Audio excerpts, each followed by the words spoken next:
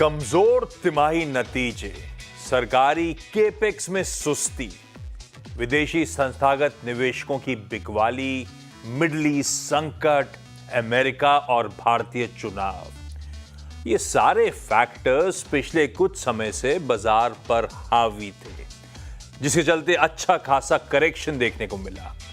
लेकिन अब अनिश्चितता के बादल छटने के संकेत मिलना शुरू हुए हैं। अक्टूबर की तुलना में नवंबर में एफआईआईज की बिकवाली तो रही, पर बिकवाली का प्रेशर कम हुआ। सरकारी केपेक्स जो पहली छमाही में एकदम ठंडा पड़ा हुआ था, H2 में इस फाइनेंशियल ईयर की दूसरी छमाही में कुछ हालात पटरी पे आना शुरू हुए हैं। यूएस में ट्रंप साहब की वापसी और राजनीतिक स्थिरता से बाजार पटरी पर लौटने के संकेत दे रहा है। लेकिन अक्टूबर नवंबर के आर्थिक, राजनीतिक और ग्लोबल हलचलों के बीच कई शेयर 40-50% तक सस्ते हो चुके हैं। ऐसा लग रहा है कि मार्केट्स में अच्छे और दमदार शेयरों की हॉट सेल लगी है।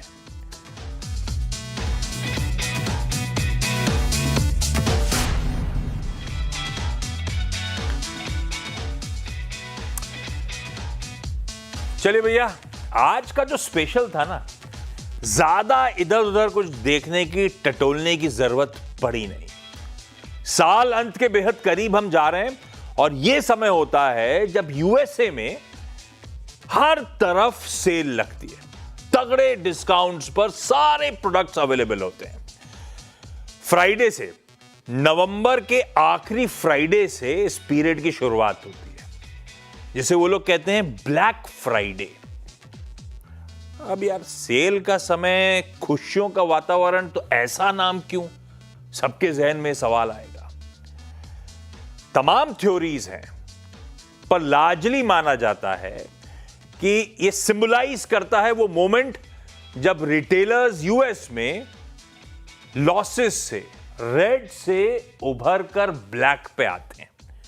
और ब्लैक सिंबलाइज करता है शेयर मार्केट्स में, फाइनेंशियल मार्केट्स में प्रॉफिट्स को, क्योंकि सेल हो रही होती है, लोग खूब खरीदारी कर रहे होते हैं, फेस्टिविटीज की शुरुआत हो रही होती है, तो घाटे से मुनाफे में आने शुरू आते हैं रिटेलर्स। इसीलिए इस दिन को ब्लैक फ्राइडे कहते हैं। सेल के पीरियड की शुरुआत को ब्लैक फ्राइडे वहां पे कहा जाता है। यह हुआ तो यूएस में शुरू था, पर अब धीरे धीरे दुनिया भर में यह पीरियड वो होता है जब सेल शुरू होती है। और अपने यहां जाके काम करिएगा, इवन हिंदुस्तान में जाइए, इंटरनेट पे, गूगल पे सर्च करिएगा ब्लैक फ्राइडे सेल, एकदम से शीट में सामने आएगा कोई क्रोमा, कोई फ्लिपकार्ट, कोई प्यूमा, कोई अमेजॉन, कोई H&M, लंबी लिस्ट है। सब तरफ आपको सेल ही सेल नजर आएगी। और इस बार तो इत्तेफाक ऐसा है कि स्टॉक मार्केट में भी दरअसल सेल लगी हुई है। निफ्टी हाई से जरूर 8, 9, 10% करेक्ट होकर कामकाज कर रहा है, पर उसके सामने कई सारे जाने माने शेयर्स 20, 30, 40, 50, 60% तक के डिस्काउंट पर अवेलेबल है। यानी कि अपने हाई से इस तरह से करेक्ट कर चुके हैं कई सारे स्टॉक्स। पर जैसे सेल में होता है ना, जो भी मिल रहा है सब कुछ आप नहीं उठाते, वैसे ही स्टॉक मार्केट में भी जो भी करेक्टेड है सब कुछ नहीं खरीदा जाता, टटोला जाता है, फिर डिसाइड किया जाता है ना। आप भी देखते हो सेल में जाके, सेकंड्स का माल तो नहीं है, कुछ डिफेक्ट तो नहीं है, साइज फिट आ रहा है, नहीं आ रहा है। इस शेयर मार्केट की सेल में भी थोड़ा बहुत होमवर्क तो यहां पे भी करना है। हाँ, ये बात है कि यहां का होमवर्क थोड़ा सा डिफिकल्ट है।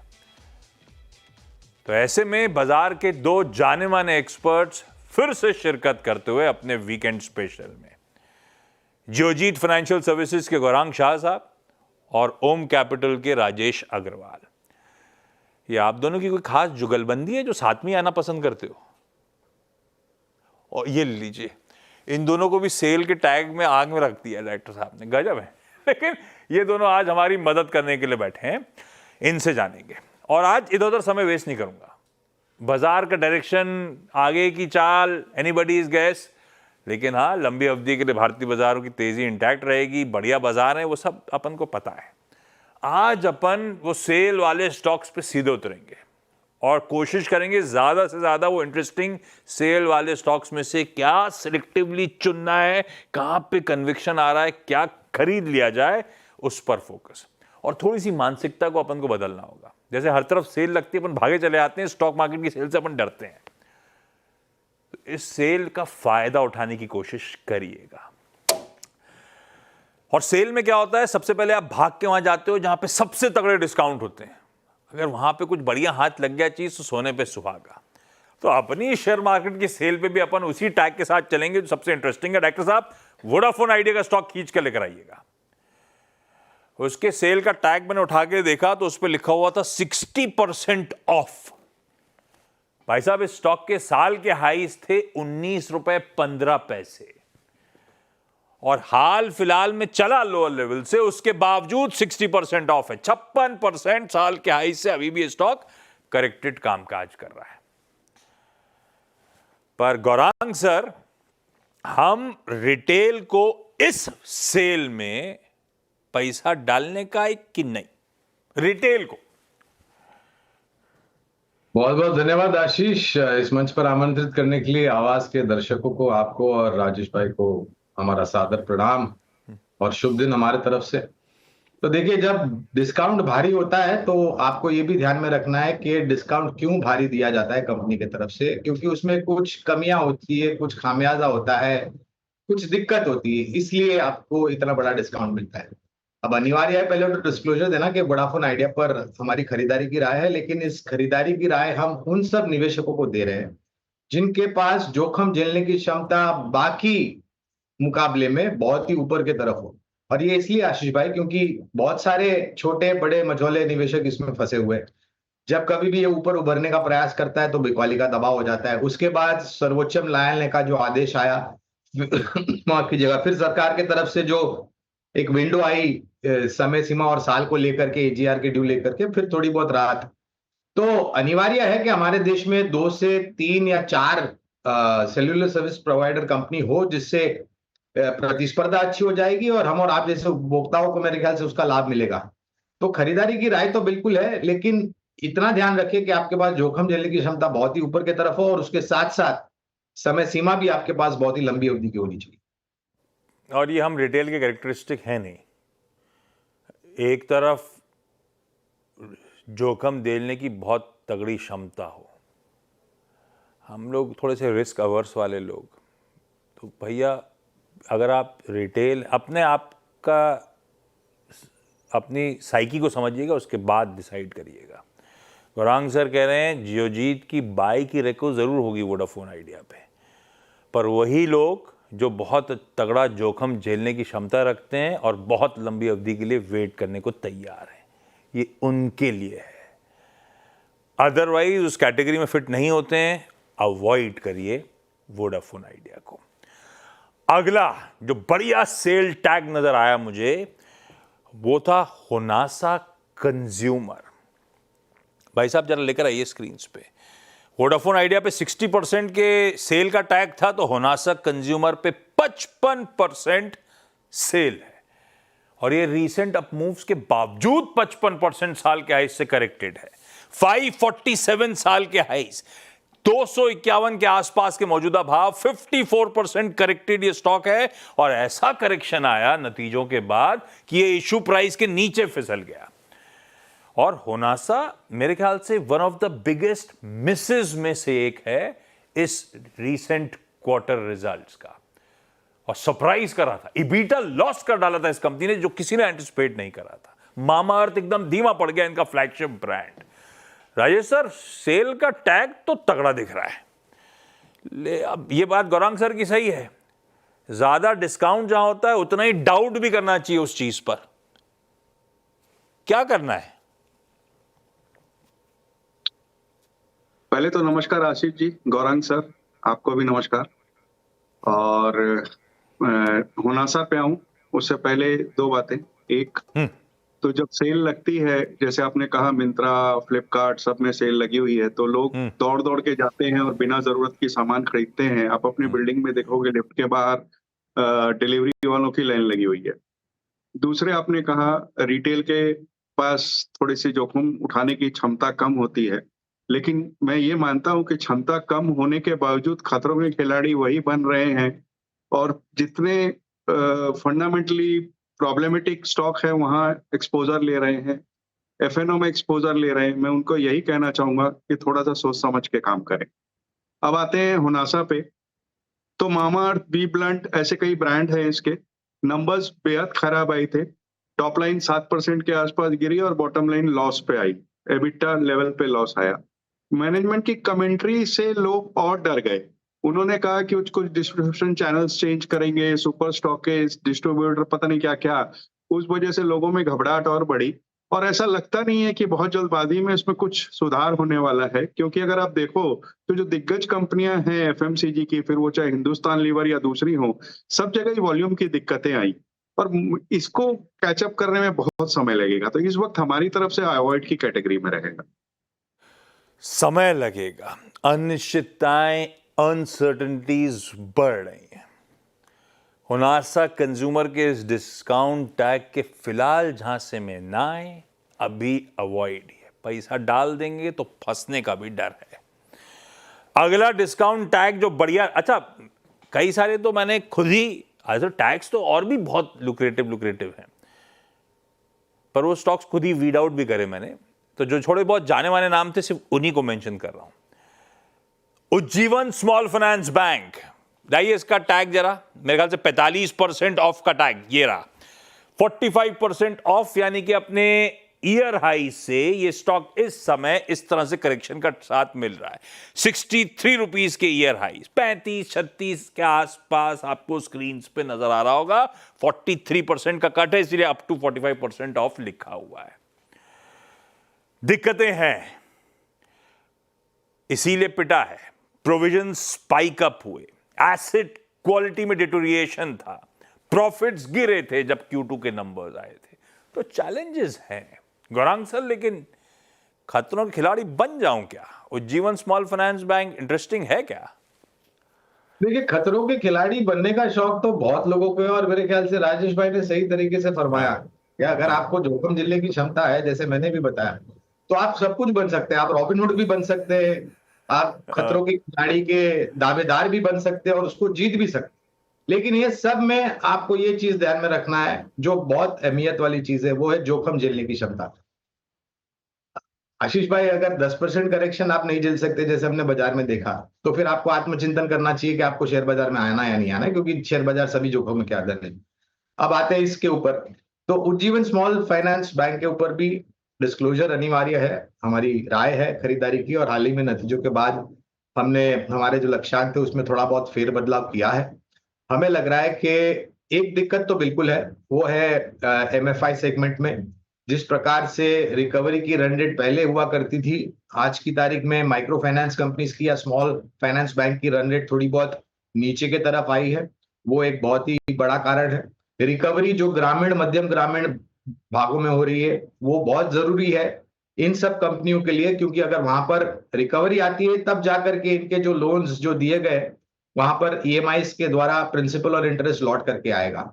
तो इस पर भी यही कहूंगा, है यहाँ पर आकर्षण है, लेकिन इतना ध्यान रखें कि आपके पास जोखिम झेलने की क्षमता कितनी है, और यहाँ पर भी थोड़ा समय ज्यादा लग सकता है ऊपर की तरफ के दायरे देखने के लिए। हाँ, ये बात सच है। थोड़ा बहुत रिस्क झेलना तो पड़ेगा, थोड़ा बहुत डाउनसाइड दिखेगा। जहां से लिया वहां से चलने लगे, ऐसा तो हो नहीं सकता। शेयर बाजार में दोनों तरफ के दायरे खुलते हैं। पेशेंस रखेंगे तो इनमें से कई सारे स्टॉक्स हो सकता है आपको आगे रिवॉर्ड करें। क्योंकि आपने गौरांग सर एमएफआई पेन की बात छेड़ दी, तो अगला स्टॉक भी आप ही के लिए। इस पे डिस्काउंट, इंडसइंड बैंक लिखाइए स्क्रीन पे, नहीं इंडसइंड बैंक लेकर आइए। 40%, ये तो निफ्टी का स्टॉक है। 40% अपने हाई से करेक्टेड, बढ़िया सेल पे अवेलेबल। साल के हाईज ऑलमोस्ट 1700 रुपए के, सब 1000 रुपीज के आसपास ट्रेड कर रहा है।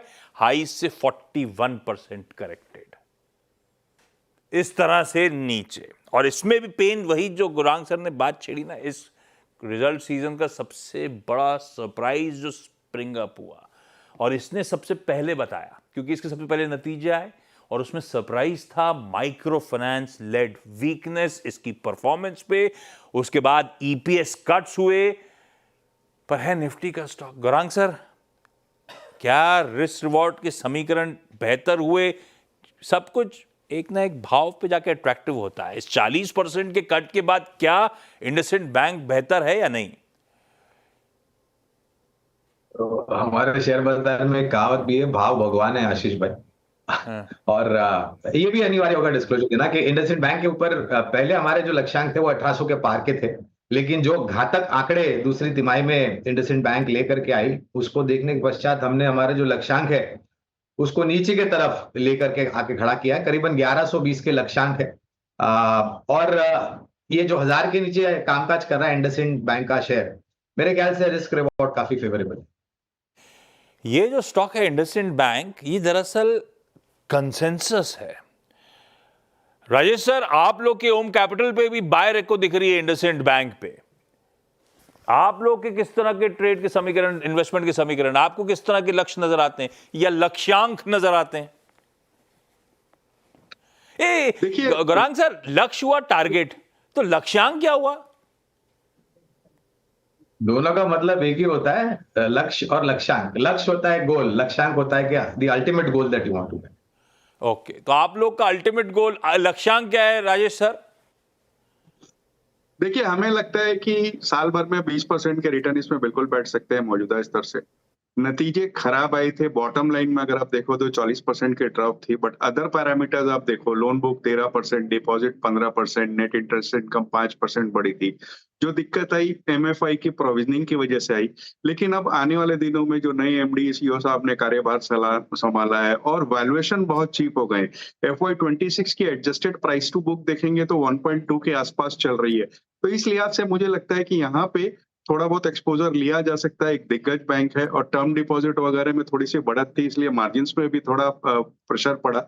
आने वाले दिनों में ट्रैक में आती हुई नजर आती है, एमएफआई का बुक थोड़ी क्लीन हो जाएगी, तो 20% की बढ़त तो यहाँ से मौजूदा स्तर से बिल्कुल हो सकती है। और अगर नतीजे सुधरने लगे तो बड़े टारगेट भी हो सकते हैं, बट इस वक्त आप मिनिमम 20% मान के चलो। कंसेंसस बाय इंडसइंड बैंक, चाहे गौरांग सर, राजेश सर दोनों कह रहे हैं इन लेवल्स पे भाव में सारा पेन शायद कैप्चर हो रहा है। राजेश सर, टाटा मोटर्स लाइए जरा डायरेक्टर साहब स्क्रीन पे क्विकली स्टॉक।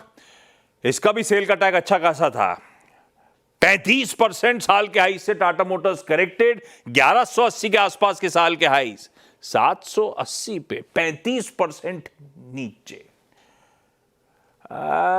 रिजल्ट डिसअपॉइंटिंग थे। जेएलआर था, सीवी सेगमेंट था, जिसके चलते नतीजे कमजोर हुए।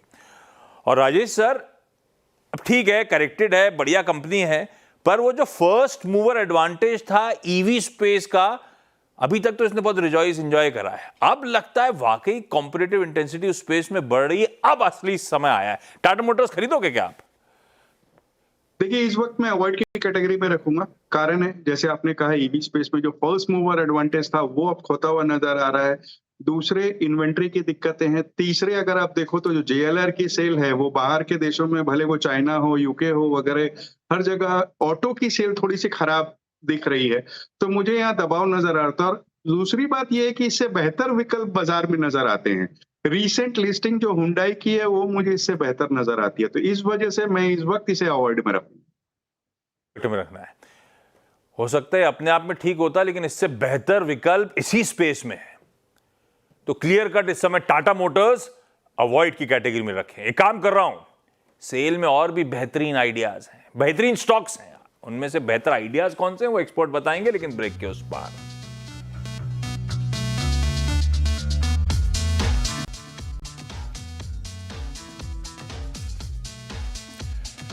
ब्रेक के बाद आप सबका स्वागत है हमारी इस खास पेशकश हॉट सेल में। वैसे आंख तो ऐसी लग रही डायरेक्टर साहब ने, ऐसा लग रहा है ब्लास्ट फर्नेस है पीछे, और इसीलिए मैं आज चल के स्क्रीन के पास नहीं गया हूं क्योंकि गर्म काफी ज्यादा है। लेकिन हम लोग उन स्टॉक्स की चर्चा कर रहे हैं जो अच्छे खासे करेक्टेड है, उनमें से सेल में क्या खरीदें। कुछ स्टॉक्स अब मैं मिस करके आगे बढ़ रहा हूं, समय कम है मेरे पास, कुछ इंपॉर्टेंट स्टॉक्स कवर करना जरूरी। एशियन पेंट्स को लेकर आइए प्लीज स्क्रीन पे, बढ़िया डिस्काउंट पे इस समय ये स्टॉक भी अवेलेबल, 30% डिस्काउंट का टैग आपको नजर आएगा। साल के हाई से बढ़िया करेक्टेड ये स्टॉक इस समय कामकाज करता हुआ।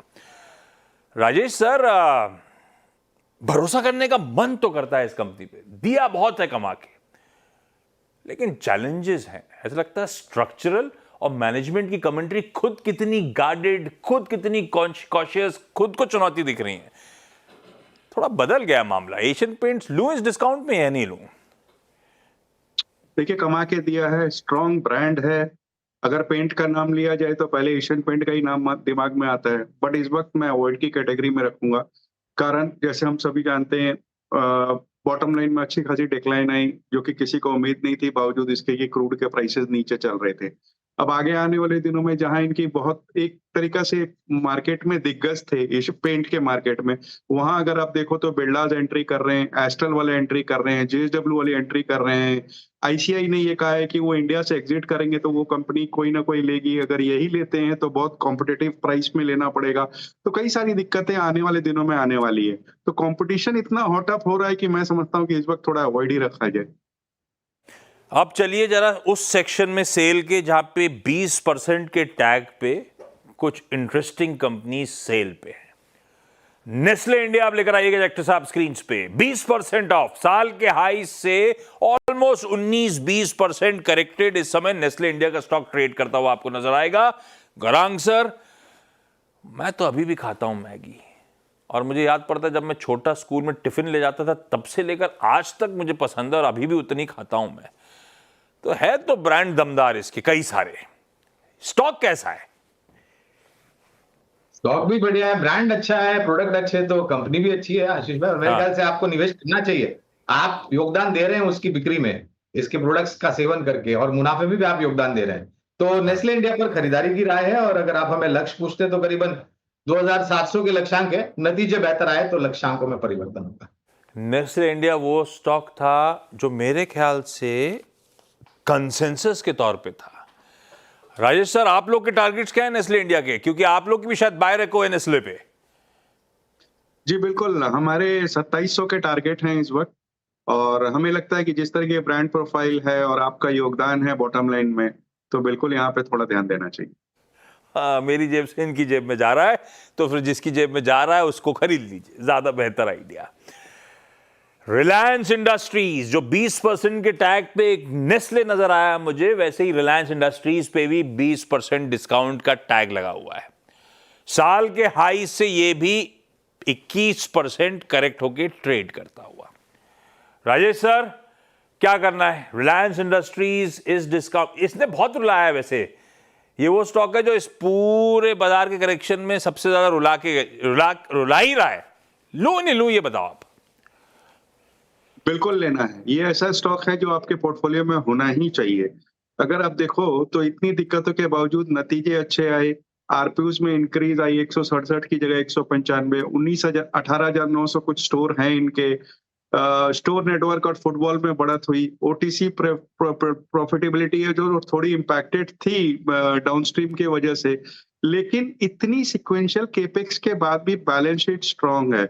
और इन लेवल्स पे बहुत अट्रैक्टिव लगने के और भी कारण है कि अगर आने वाले दिनों में कोई भी कॉर्पोरेट अनाउंसमेंट जैसे कि डीमर्जर या आईपीओ इनके सब्सिडरीज जियो और रिटेल के होते हैं, तो वो एडेड तड़का होगा। अदरवाइज 1600 के टारगेट आने वाले एक साल में बिल्कुल संभव है।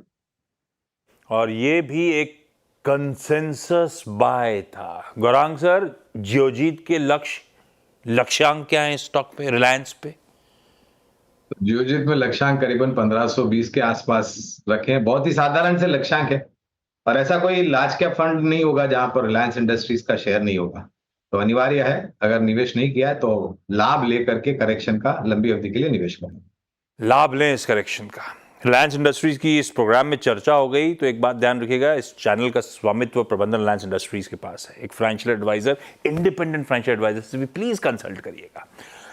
तो इस हॉट सेल में क्या उठाना है, जहां पे कन्विक्शन दोनों एक्सपर्ट्स का है, मैं उनके साथ जा रहा हूं। वो 3 स्टॉक्स आपकी स्क्रीन पर प्लीज और रैप अप के तौर पे रेट दिखा दीजिएगा। रिलायंस इंडस्ट्रीज दोनों को पसंद आ रहा है, इंडसइंड बैंक दोनों को पसंद आ रहा है, और साथ साथ नेस्ले इंडिया। सेल में सिलेक्टिव रहिए, ये वो स्टॉक्स हैं जो खरीदे जा सकते हैं। Rajesh sir, Gaurang sir, thank you so much दोनों का जुड़ने के लिए और बढ़िया तरीके से ये सेल में हमारी मदद करने के लिए। चलिए इस नोट पर आप सबका भी जुड़ने के लिए तहे दिल से शुक्रिया। हिम्मत करिएगा, पढ़िएगा और सेल का भरपूर फायदा उठाइएगा। नमस्कार।